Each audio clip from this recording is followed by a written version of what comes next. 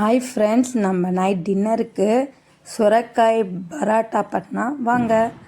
அதுக்கு ஃபஸ்ட்டு சுரைக்காவை நல்லா துருவிக்கோங்க. அதுக்கப்புறம் சில்லி பவுடர் போட்டுக்கோங்க.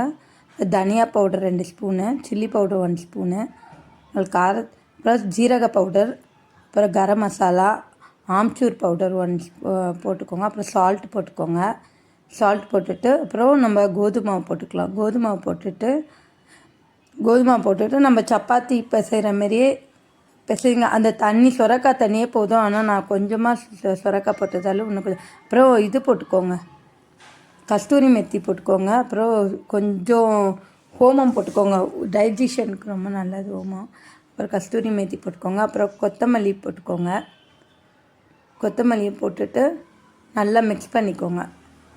நல்லா மிக்ஸ் பண்ணிக்கிட்டு அப்புறம் உங்களுக்கு தண்ணி வேணும், அந்த சுரைக்காயில் இருக்க தண்ணியே போதும்.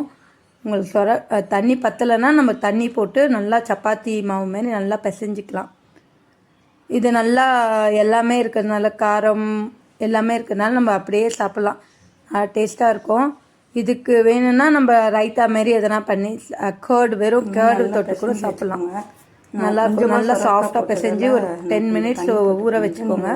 ஊற வச்சுட்டு நல்லா திரட்டிக்கலாம். நல்லா திரட்டிட்டு குட்டி குட்டியாக திரட்டிக்கோங்க. குட்டி குட்டியாக திரட்டி எடுத்து வச்சுக்கோங்க. திரட்டி எடுத்து வச்சுட்டு நம்ம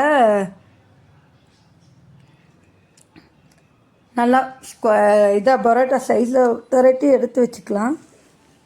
எடுத்து வச்சுட்டு நம்ம எவ்வளோ பரோட்டா வருதோ, எனக்கு ஒரு 20 பரோட்டா வந்தது நான் பசைஞ்ச மாவுக்கு.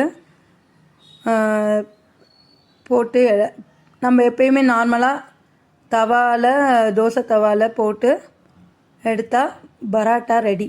நம்மளுக்கு கீ வேணும்னா கீ தடவிக்கலாம். ஆயில் வேணால், உங்களுக்கு கீ பிடிக்கலன்னா ஆயில் வேணுன்னா ஆயில் தடவிட்டு 2 பக்கமும் நல்லா போட்டு எடுத்தால் பரோட்டா ரெடி. இது உடம்புக்கு ரொம்ப ஹெல்த்தி.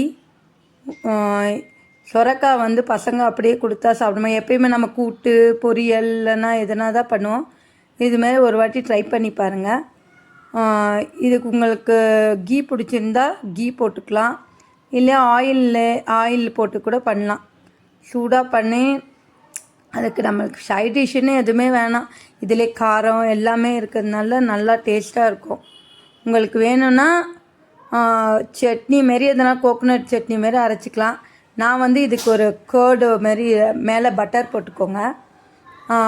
இதுக்கு ஒரு கேர்டு மாதிரி இது மட்டும் ப்ரிப்பேர் பண்ணி நான் அதுக்கு தொட்டு சாப்பிட்றதுக்கு நல்லாயிருக்கும். ஏன்னா காரமாக இருக்கிறதுனால அந்த கேர்டுக்கு நல்லாயிருக்கும். இதுக்கு ரைத்தா அதில் ஒரு கப்பில் கேர்டு எடுத்துக்கிட்டு ஒரு சால்ட்டு போட்டுட்டு லைட்டாக மிளகாப்பொடி, லைட்டாக சுகர் போட்டுட்டு அதோடு நீங்கள் தொட்டு சாப்பிட்டிங்கன்னா செம்மையாக இருக்கும்.